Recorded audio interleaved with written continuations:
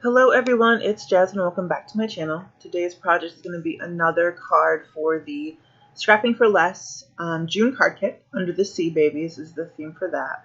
And I've had a lot of fun playing with this card kit and kind of getting outside my own box. So first we're going to make the background, and we're going to use the Tim Holtz Alcohol Ink Pearl version. So this has got some mica in it, really pretty shimmer to the finish. So I've got some Yupo paper, and this Yupo paper is not paper, it's plastic.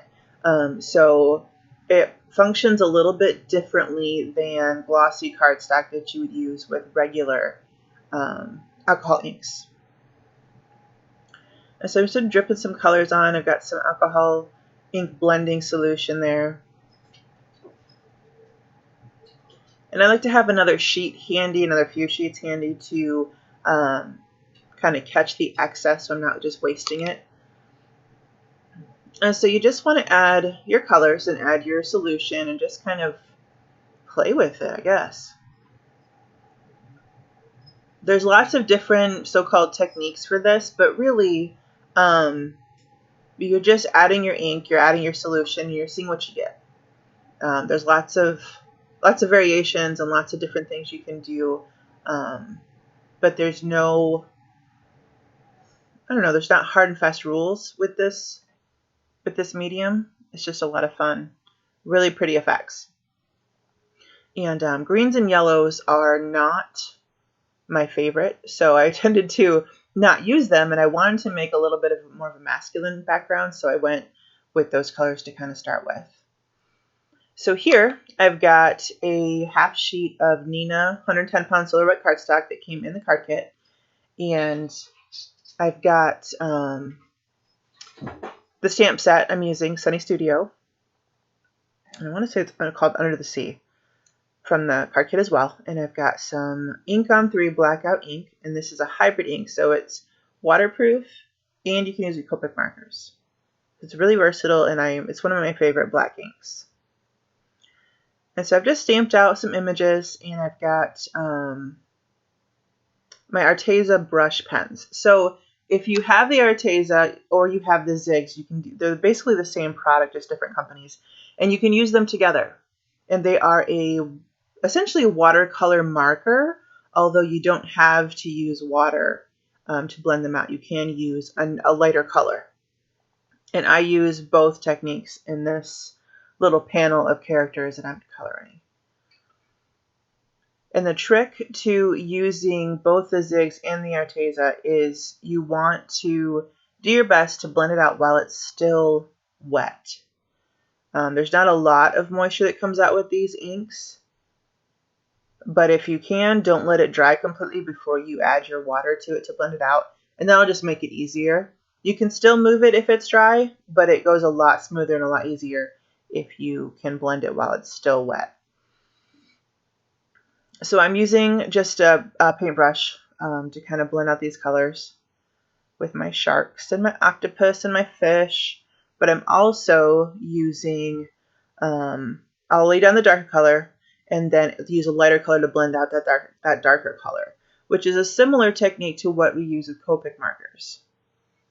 Except obviously with Copics, you're alcohol ink, so you're not using water to blend that out. That will not work, so don't try it. These are watercolor-based markers. So obviously with watercolor, you use water to blend it out, the same kind of technique.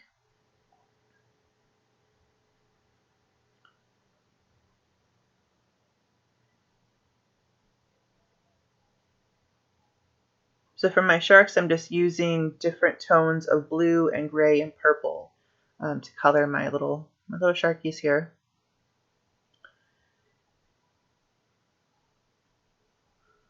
And if you really want to be true to life, you can Google images of sharks and use that as an inspiration. But these are greeting cards. They're supposed to be fun. They're supposed to be inventive. And they're supposed to be whimsical. So just kind of let your imagination run wild, and that's what's fun about card making in general, is that you don't have to be true to life if you don't want to. And this is also something fun to do with your kids, grandkids, nieces, and nephews, kind of getting the younger ones in your life involved a little bit of play, and that is good for both of you. So I've got my sharks all done. Moving on to my octopus. And I don't know if there are really teal green octopi in the ocean, but I thought it would be fun, so that's what I did. So I'm using a darker teal and then just water to blend out the middle of him.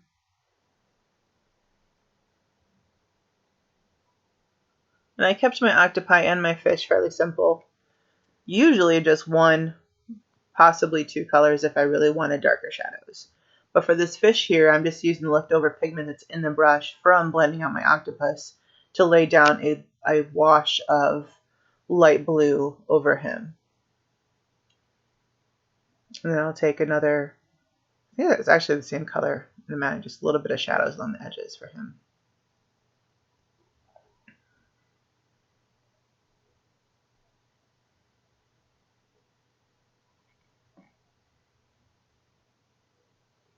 And then I do end up fussy cutting these out, which I do not enjoy fussy cutting.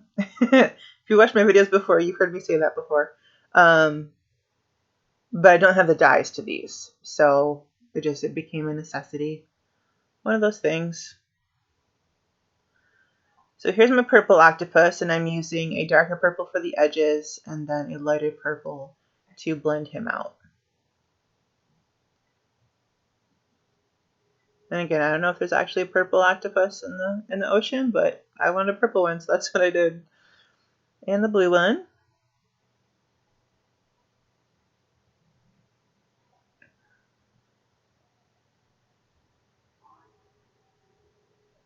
And again, if you have zigs and you want to kind of supplement each set with the other, they work together beautifully. And I will have a code in the description box if you are interested in buying some Arteza ones. They are a lot of fun. You do get a lot of fun colors, and they're really easy to work with. But I love the zigs equally. They're both good products. So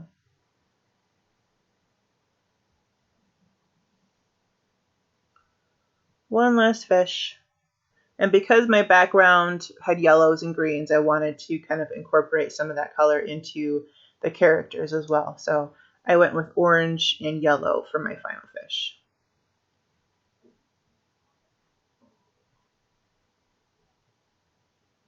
So adding some orange dots to him when he's all done.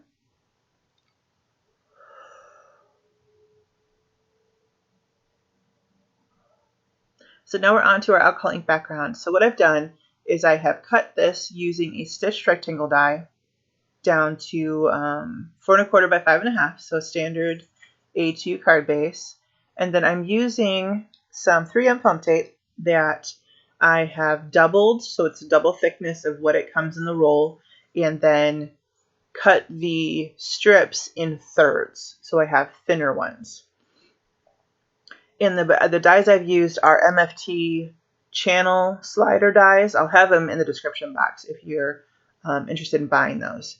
But what it does is it creates a little channel, so your character is attached to a penny, and I forgot to include that in the. I thought I was filming that part, but I obviously did not because I missed the footage. So anyway, it allows for the little spinner channels to move around freely.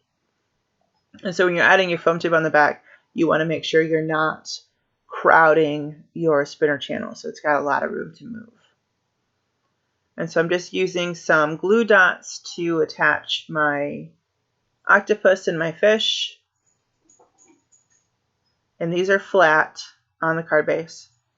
And the other thing I did that I lost the footage for, I do apologize, was adding some Nuvo Moonstone Glimmer paste on the background using a stencil. And this is just a wave stencil, so you've got kind of some movement back and forth and a little bit of shimmer. And then this is a piece of watercolor paper and a Let's Play Under the Sea sentiment from the stamp set that is included in the card kit as well. And I've just stamped that down using the Blackout ink so that it's waterproof, so I can add my Arteza on top and kind of blend the colors out together without smearing my sentiment. And so I'm laying down some colors and then going kind of over where the different colors meet to kind of blend it a little bit, so it just looks nice and seamless. I love these colors together, so pretty. And then I'm going to use a Neat and Tangled banner die to cut that out. And then I will attach that using some foam squares, just to give it a little bit of dimension. So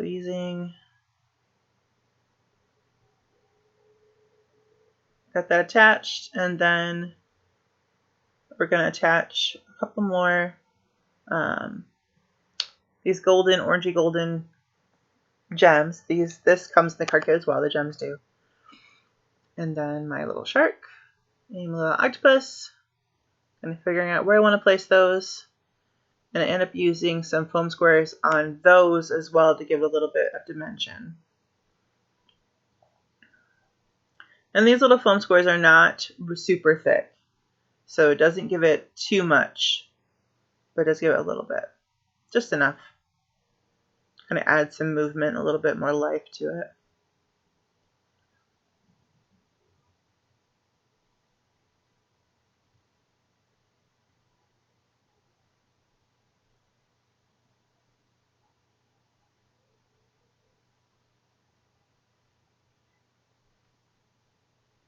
And these are easily trimmable, so if you have a little tiny space that these don't fit into, super easy to cut them in half, cut them in quarters, cut them in thirds, whatever.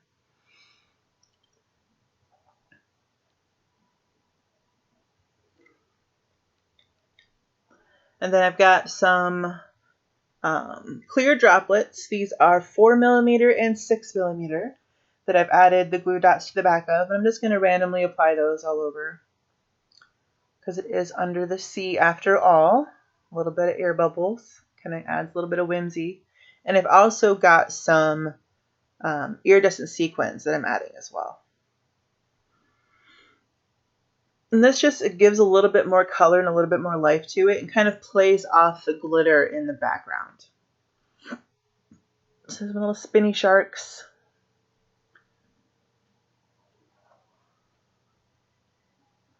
And I have a lot of nieces and nephews and a lot of friends that have kids that I send these to, and they always, always, always love them.